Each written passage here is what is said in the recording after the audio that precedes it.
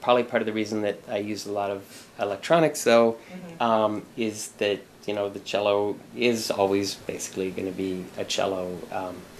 And if you want to try to get other kinds of colors and sounds out of the instrument, just like with a guitar or anything, then I use these kind of filters and enhancers to create other sounds. When musicians ask me, you know, well, what do you take with you to a gig or decide to take,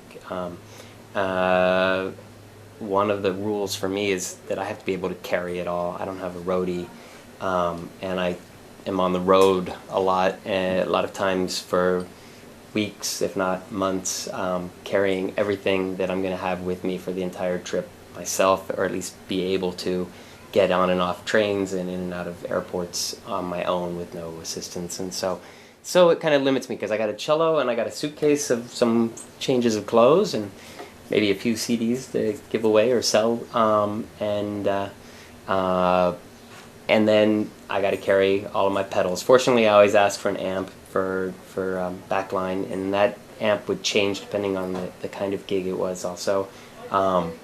Although generally it's somewhere between Fender Twin, a Vox AC30, or Marshall half stack, preferably 100 watt or 50 watt. Those are the three sort of primary ones. And funny enough, I don't own any of those. I use an Ampeg Reverb Rocket for a lot of the gigs, and then for the kind of deluxe-y, cushy gigs, I have a Ampeg Portaflex I like a lot.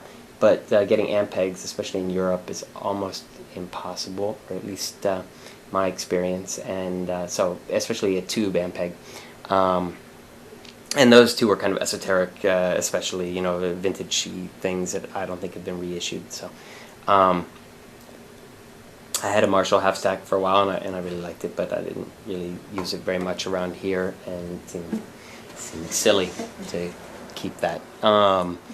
And for the small gigs, actually, I really like, for like just a kind of a thing where I'm almost playing acoustic level, but just using effects, and the Silvertone 1452, the 12-inch, sort of their version of kind of what would be almost a Fender Deluxe.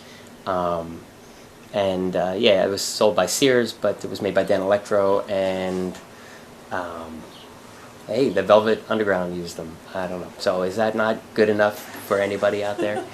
I bought mine cheap, by the way, too, and now at boutiques in New York, you know, they're don't buy them there. That's all my advice is. And I have other things like I'm using right now for this kind of mess around. Like in my room, when I'm messing around, a lot of times I like to use this this amp. It's a Marathon, and I have no idea who made it or when or whatever. It looks kind of like a cute little suitcase, and it has 2 8s, and it kind of breaks up nicely without being too ridiculously loud in my my room here, so that I don't have to kill myself to find out what the. But as you can, all right, this is that's the acoustic, and then here.